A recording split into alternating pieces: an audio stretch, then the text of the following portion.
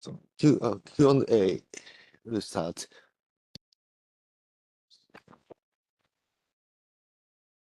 Please put your questions in the chat. We already got one question. What is the physical state of underground water in the moon? Big question, I think.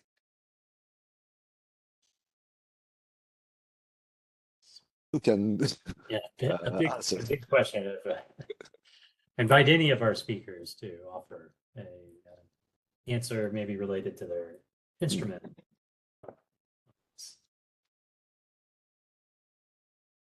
Craig can answer better than me if you want. But that is the different types of expectations could be included in the log or also some other form. So it's a very tough question. Nobody knows. Yeah, there's likely, I mean, there is passing asteroids and comets are depositing water ice at the surface, and that water gets remobilized down into the subsurface, and so it could stay there as adsorbed water between grains, which seems likely. There's also, we know there's hydrated material within lunar regolith that's brought back from some of the Apollo samples. So I think I don't have a great answer to your question. I think it's one of the big things that we want to go to the South Pole and try to understand. So we would like to know better sort of what the physical state is. I think we're not seeing things, we were expecting, or not really expecting, but some people were surprised by the images that we've seen from shadow cam of the South Pole. We're not seeing large exposures of surface ice that might have been suggested from some of the old radar data. So it does really seem like, at least in the areas that we've seen with shadow cam, that a lot of this ice is intimately mixed in the regolith and likely is getting concentrated through some geologic process or combination of thermal and remobilization processes down into the subsurface. It's not an answer, but it's best I could say. Thank you. There's a couple questions in the chat. One for Dr. Kremens. What is the output format of the 3D images from Tensor? Sure. So essentially, each image will have essentially comes in two frames. The first frame is the intensity in each pixel, which you'd expect from a normal camera, and then we get a separate frame that is the essentially. It's a little bit complicated, but essentially the timing of a ramp that is stopped by a threshold detection scheme within each pixel. So it's essentially the ramp time within the gate for each pixel.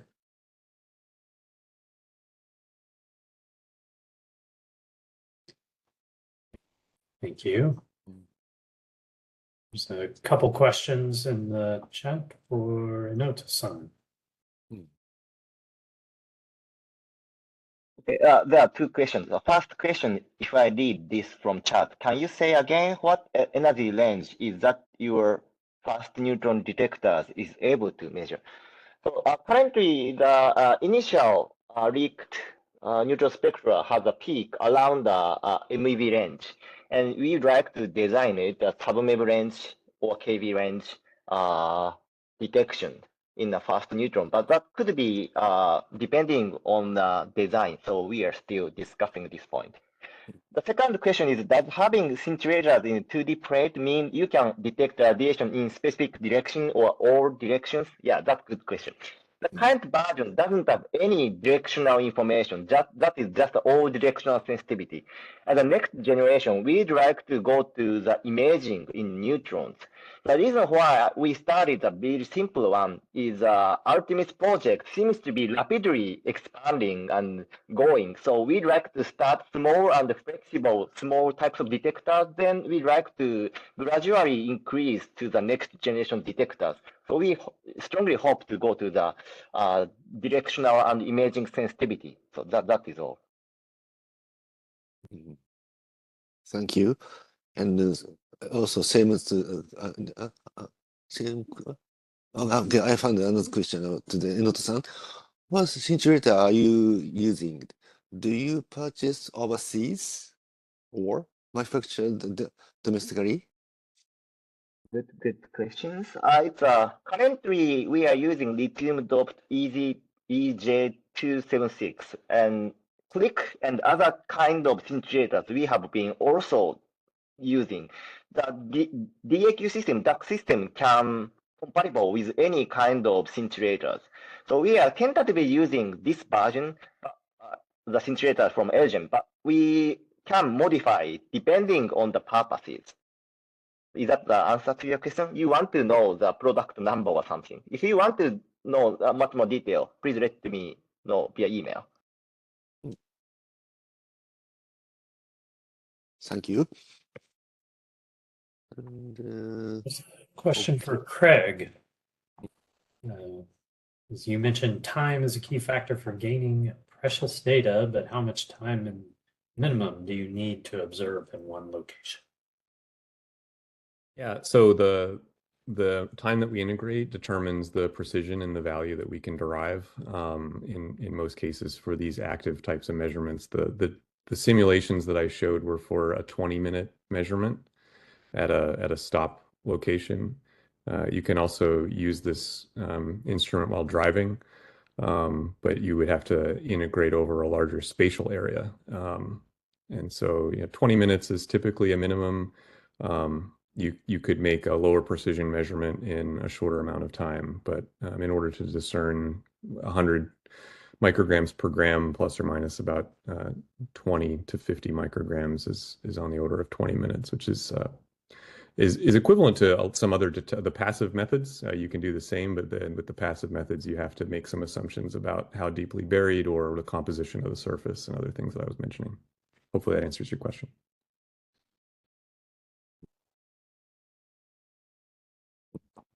Looks like Kinoto-san has some questions. Would you like to go ahead? Yes, I'm very interested in experience on curiosities observation of Craig.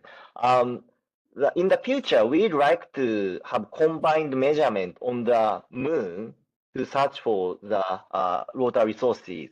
And this kind of radiation measurement can be also affected by the density or temperatures.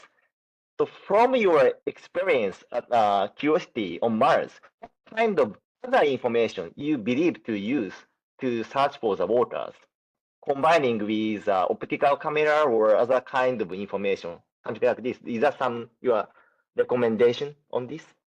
So, I mean, the moon is obviously very different than Mars. So we're looking at a lot of sedimentary rocks on Mars that have been altered post deposition by water, groundwater often. And so obviously that's not happening on the moon.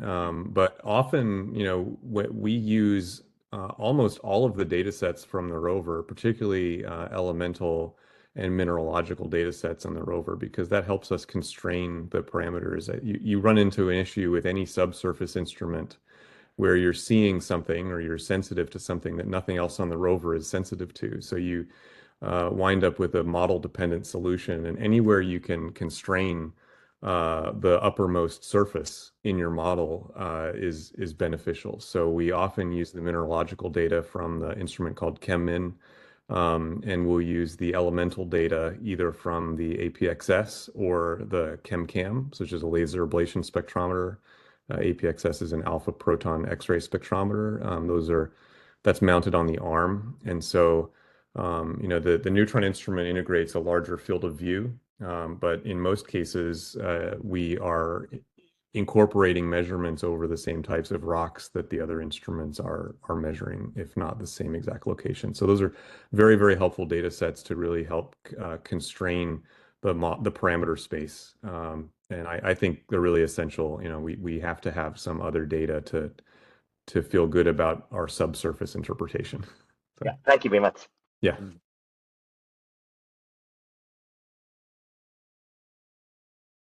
Yes, I see a question for me about the evaporation of the water ice. So we do think about this a lot as a laser technique. Our pulse energy is quite low. It's about 15 microjoules, and we pulse for very short amounts of time with long amounts of kind of waiting in between. So we have 10 nanosecond pulses, but we only fire at a kilohertz rate. So there's not much heating going on. I mean, this is something that we want to test in the lab with the system when we have it up and running, because obviously that's going to make a big difference on our volatile studies. But we think that because we're operating monochromatically and we're measuring our wavelengths in series rather than using a broadband illumination and then doing the filtering on the receiver side, that we're kind of doing everything we possibly can to not affect the surface. And our models show the temperature rise is 1 to 2 Kelvin for about a 90K PSR with 5% water ice on the surface or so. Thanks. We have one last question, and we'll be at the hour. So I think there's one for. Should we get a couple more coming in? So I suppose we can hang on. Looks like there's one for Dr. Inoue.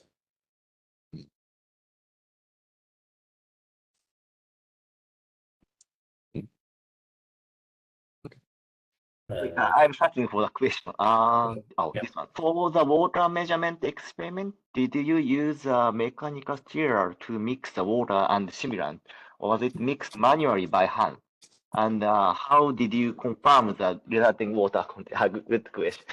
So that collaboration has a very huge collaboration. There would be a much better person who should answer these questions.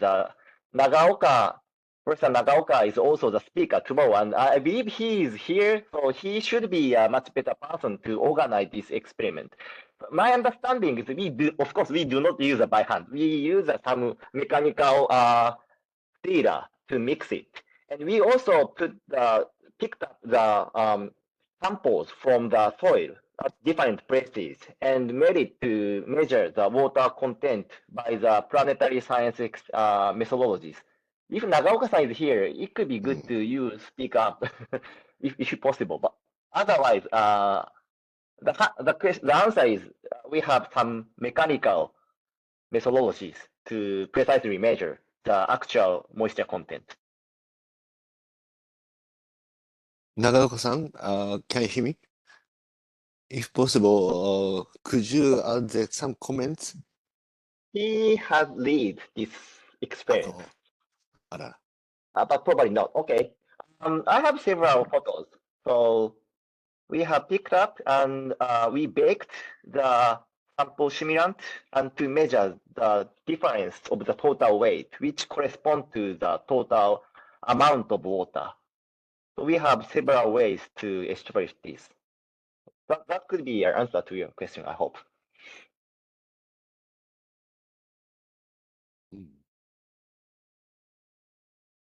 Thank you very much. We have, I guess let's go ahead and take the last few last questions here. Those. Okay, great. Yes, I see 2 questions here. First is about PSI effects. So we actually did give a talk at the Lunar Surface Science workshop, plume surface interaction meeting that happened last year. We think tinsel does have a lot to offer, especially when it comes to potential emplacement and migration of carbon dioxide from some of these larger landers, which should have a much lower residence time on the surface than water. And we may be able to actually see it migrate over kind of what I would consider human scales, on the kind of days to weeks time scale. So we think the mode of operation that you mentioned here with PR positioned at a safe distance, emitting a laser into the landing zone, it's possible that could affect the navigation system. I would be surprised if the navigation system is working anywhere at wavelengths higher than 1550 nanometers or so. So because we cut off at about 1.7 in the current design, I don't think that we would have any issues with lasing their systems, and I'm sure their cameras are not working that far out. But we could certainly, we could operate in a mode such that we only use the laser in, say, the 3 micron band, where we're certainly not going to affect any of their navigation systems. But we think that's a great use for tinsel. And then Jorge's questions.